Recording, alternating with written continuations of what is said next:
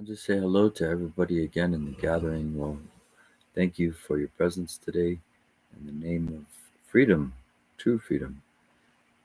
It means a lot to me. It means a lot to a lot of people, especially if they've been in the meditation world, Dharma world. What you're doing is very meritorious, truly glamorous, truly praiseworthy. Even though sometimes in the mainstream, the narratives seem to be very materialistic, everybody's trying to appear materially wealthy, right? Even though they're not wealthy a lot of times. And it's just this horrible game that people get stuck in, um, trying to maintain this image in the material world. It's a losing battle. But here are contemplatives. And if you're seeing these videos too, that means that part of you is actualizing or activating. And to me, really, it's one of the most wonderful things you could do in the world. Your day will become full of revelation and true compassion. You'll be able to witness the depth of life. And it all starts with pointing out the nature of mind in Dzogchen. And we've gone over a few sessions so far of the Arya Shijungne text and the ninth Karmapa Wangchuk Dorje's text, pointing out, and this one here is more explaining, looks like it's explaining the view. And that can sound complicated sometimes, but if you just stay with it, it's very easy because all of these texts are about what's here right now. Your simple abiding, your awareness, your energy, your life. So, yeah, I'll continue reading then and see what Longchen has to say for us today. It says, at that time, although appearing as thought formations, the nature is already nakedly revealed as non-conceptual wisdom, because awareness that has severed the continuity of the three times, as well as duality, is lucid in its own place. We were talking about that a little bit prior to the reading. We were saying how when you're not caught up in thoughts, you're open to revelation, natural lucidity, natural cognizance that's here. Typically, we're overlaying that with a lot of activity, contrivance, and proliferation, a lot of doing, on top of our naturalness. And so, really, they have studies that talk about how stressed out humans are, and that our stress levels and our fear stays to the point of like a zebra being chased by a lion.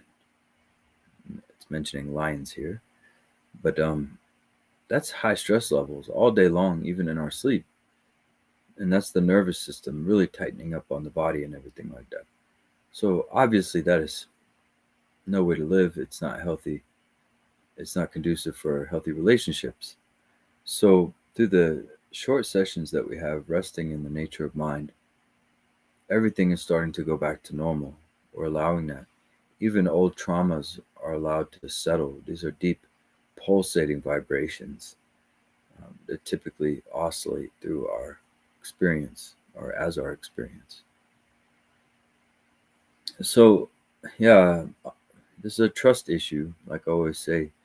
Can you trust underneath this persistent thinking mind and the electromagnetic trains of thought that leave you confined, that really isolate us into smaller dimensions of distraction, essentially,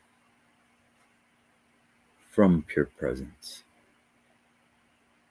So, but I should ask first, are there any questions about the nature of mind? Because we're going to be talking about that a lot in all three texts.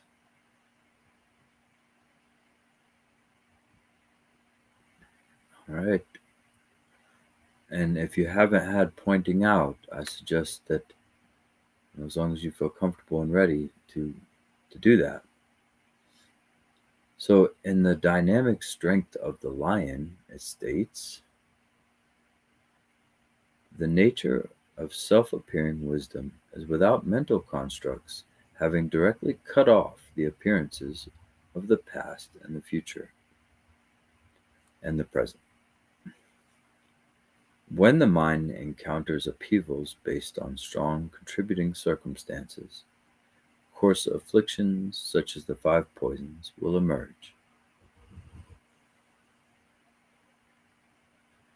In that state, since, aside from awareness, there is nothing else, directly recognizing that means wisdom will become especially lucid. Upon that state, whatever arises, whether happiness or sorrow, neutrality, positive or negative thoughts, except for awareness, nothing else will occur. When this is recognized, everything will dawn only as the naked Dharmakaya. So see, they're actually, Longchen again is saying, utilize the five poisons as you experience your jealousy, your pride, your confusion, your desires, your hatred, your anger, your agitations, all these things. That's when awareness can really reveal wisdom. By the way, I hope I don't step out of line by saying this, okay? But I think that's what Lucifer, Satan, is doing in the Judeo-Christian approach. That's what it's just a personification of that. The very dark times that unveil wisdom. And so it seems like that anyway. But I don't want to get too far. I might offend somebody due to my lack of knowledge in those religions. So, but here's the key point. Everybody runs from these things, their sorrows and their experiences. I'd say 90% of the world is running from that. And, if there's something negative, it's Satan and we need to get away from it, right? Or even in Buddhism, they'll say, oh, you have bad karma and all these things. So in this view, you're totally starting to embrace the fact that in your dark times, there's a huge learning lesson there. There's huge wisdom in that. And that doesn't mean we go endorse dark times. It just means we end the civil war with our own dark times. We start to be okay with our own spectrum of humanity from dark to light. And I don't say that lightly. I wouldn't just say that we can make friends with darkness just as much as the lightness, because we hold both.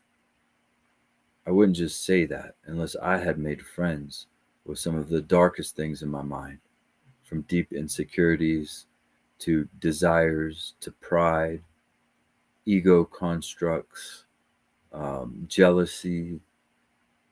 All of them, they have a flip side. When you see your own jealousy, there's a compassion underneath. There's something good there underneath. And it's hard. I wouldn't just make that claim because I can't just tell you, hey, keep on being jealous. And then one day, as you're being jealous, you're going to see something really special. That sounds almost irresponsible, but it's true. So it says, when this is recognized, everything will dawn only as naked Dharmakaya. The heap of jewels states, when the Rupakaya appears objectively, that is, the manifestation of my body, a person with no fear of that will be the one who touches my body. Okay, here they're talking about the Dharmakaya. Rupakaya is usually Sambhogakaya and Nirmanakaya mixed. And that's all appearances, everything you're seeing. When that appears objectively, that's the manifestation of the truth body. That's the appearance of wisdom.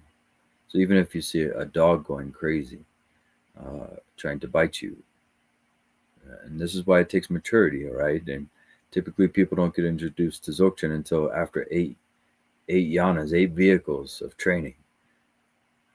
But Dzogchen can also be presented by itself for those who are ready, and it does take maturity, okay? It doesn't mean you let the dog bite you. There's a middle way. But, you don't have a single construct in your mind that you're holding on to of negativity or impurity. So it says, when strong attachment to delusion, hatred, and desire surfaces, that will be my non-conceptual awareness.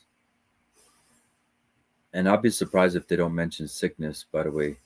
We were talking about sickness earlier. This is the same lines of that topic. So this process of natural self-liberation will be witnessed by my eyes. The recollections of the mind will appear externally, and since that is the self-purification of my obscurations, with no attempt to pursue that will be heard as my voice. So all sounds, too, everything, all thoughts, all appearances are Krishna, God, Jesus, Buddha, whatever you want to call it, okay? So when various thoughts occur, that will be my superb non-conceptual samadhi.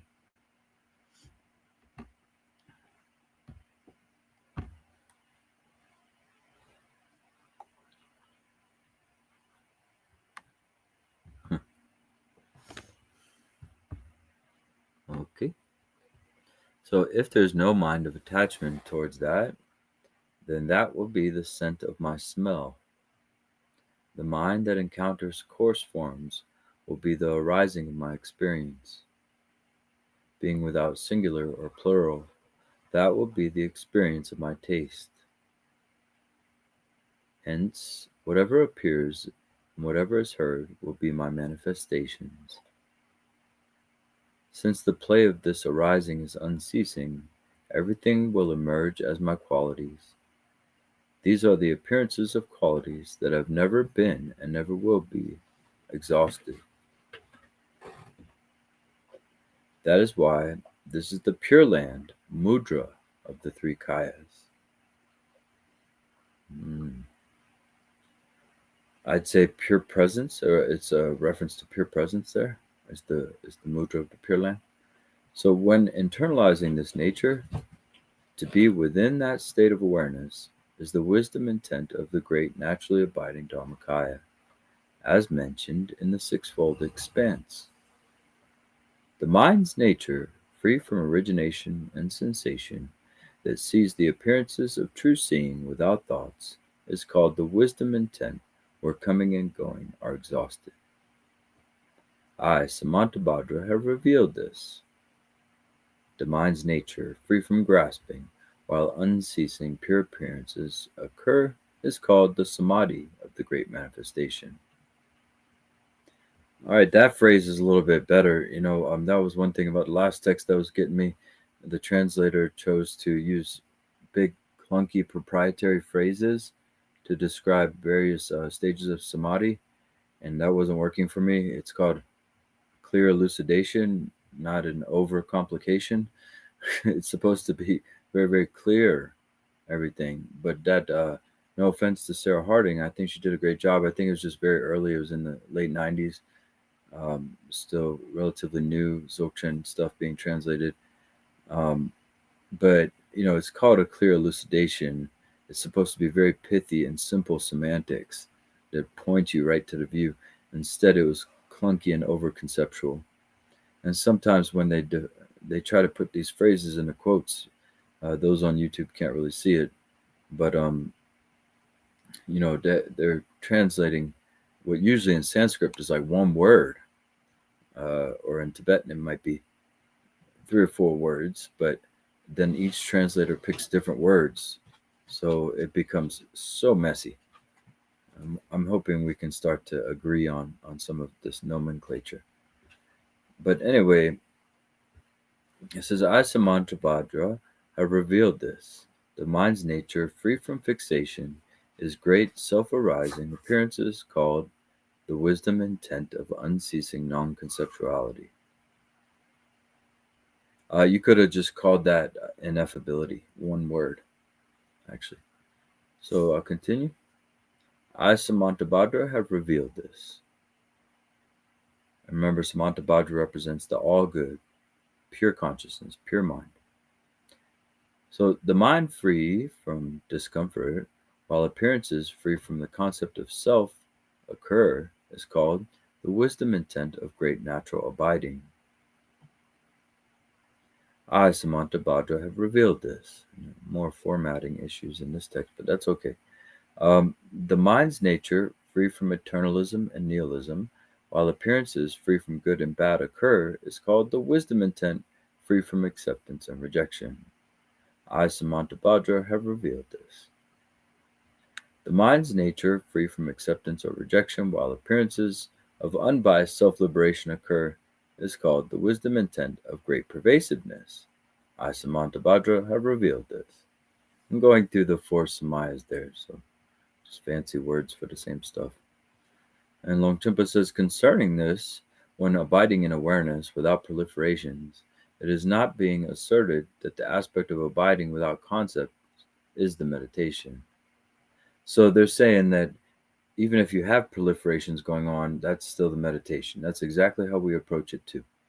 So it says, nevertheless, during that time, one must sustain the open freedom of naked awareness, vividly clear without other distractions.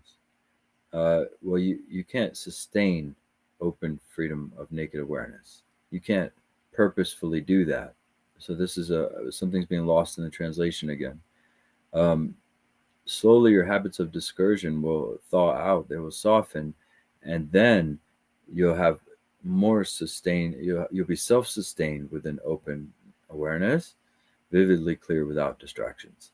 But that's one of my pet peeves, is when they just tell people, hey, don't be distracted. Oh, okay, don't be distracted.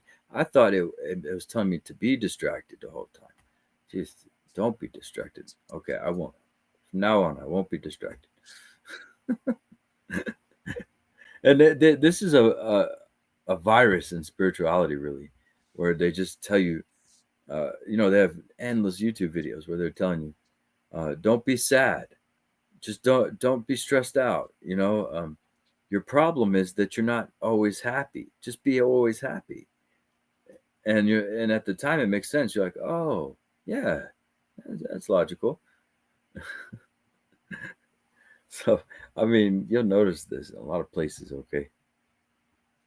All right, so a few more minutes here. We'll just continue going through the text.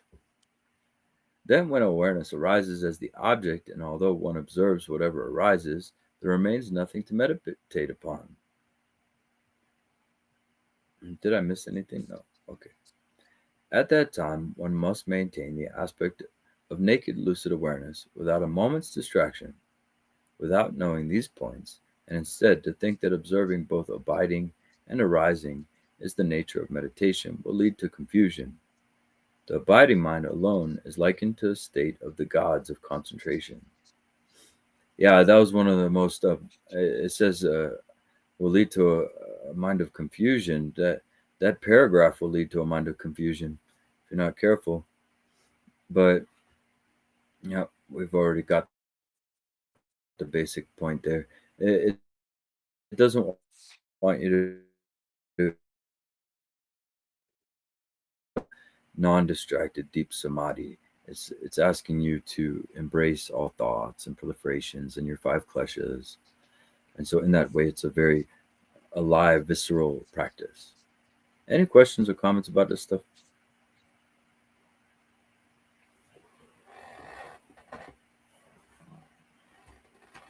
Making sense, yeah?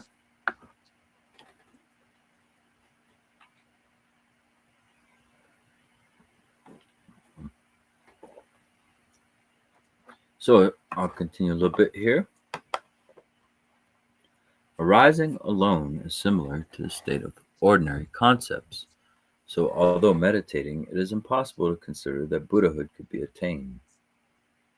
Here, no matter what the occasion, one must sustain the aspect of naked awareness, unimpeded like a crystal until confidence is realized. Ay, one must sustain. Why can't they just say um, why can't they talk about effortless abiding? One must do nothing with a naked awareness, like an unimpeded crystal, until confidence arises. Okay. So anyway, I feel like they got the whole meditation style backwards sometimes. Like, are y'all actually sitting on the cushion? I'm gonna be careful here because I know Sangye Khandro and Lama Chönam translated this, and they are really advanced. They've been in the game since the game started here in the modern world, but probably a different approach than what we might be doing here. And it is, I do believe there are two phases of Dharma so far, maybe three. The very early bout where nobody knew anything about the Dharma in the West. The middle bout where we started translating and authentic practitioners started to come about. And then now the third one where we actually have Dzogchen and Mahamudra texts available to us. We have the internet. Everybody can get what they want. They can study. And now it's really blossoming according to the people instead of according to what we have accessible to us. A lot of sanghas have only had like 5 sadhanas available to them for 10 years doing the same 5 sadhanas. There's still sanghas doing that. Um, it's like they never discovered Dzogchen Mahamudra, and they never asked the teacher for it. So the teacher isn't going to really, a lot of teachers won't give it to you until you ask for it, at least in the Tibetan traditions. And I don't know. It seems like they really, in the past, like 40 years of Dharma, have neglected the awareness practice by making it unobtainium, that it's too high for people to practice. And there's been a lot of guru worship where you just worship one person and you worship their realization. And that is Guru Yoga. They say keep worshiping that one person, and then one day you'll get realized. Unfortunately, I did not see that growing up in Vajrayana Buddhism. I didn't see people getting realized from worshiping a guru. It just didn't happen. I'm sure they got many benefits.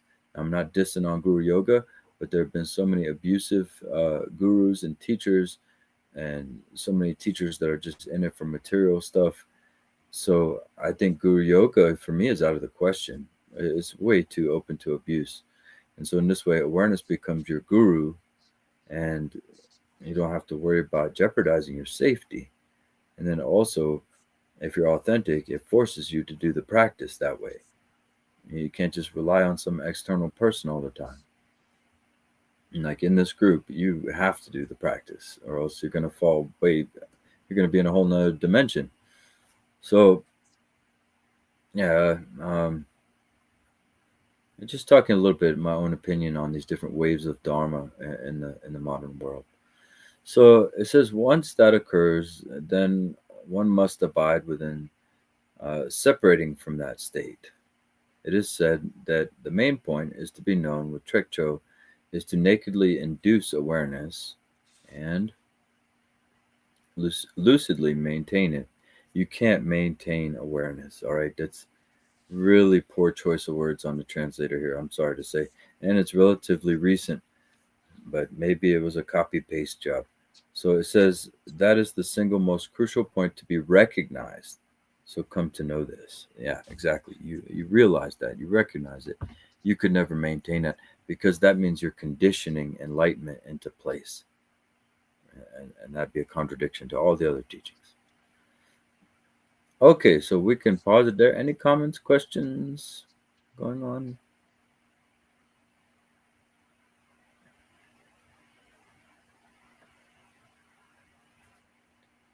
All good? All right. Yeah, I don't mean to ruffle any feathers, okay? Just, but yes, you notice that too, right? I mean, if you read that without any Dzogchen experience, you would think you have a lot of stuff you got to do, and that sounds like a lot of work for your mind and your practice. And that's been plaguing people for a long time. It, it has been. It's been plaguing sanghas and practitioners. It could use those words in the original. What do you mean? The Yeah, I don't think it's using those words in the Tibetan text because Tibetan's so different. They have whole different ways to phrase things. But it would be interesting to compare. Uh, I don't think Longchenpa would say you must maintain awareness, like in a strict sense, in a concentrated sense. I'd be very surprised in the Dzogchen context to hear some Tibetans saying that kind of thing. But could happen. Because everywhere else it's talking about effortlessness, you see? Self liberation and all that stuff. So it would be a contradiction. Yeah, exactly. The Tibetan is open ended. That's a good way to put it because it's not a very complex language.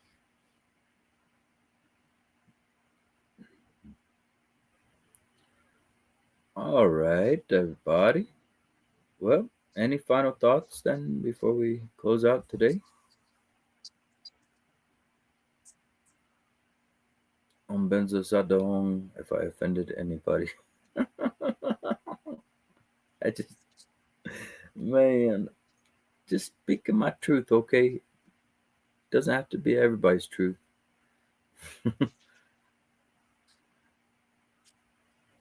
All right, we'll take a short moment then. These gatherings are considered very precious, very meritorious. If that's the case, they're beings in this very presence that are suffering, and we dedicate it all to them.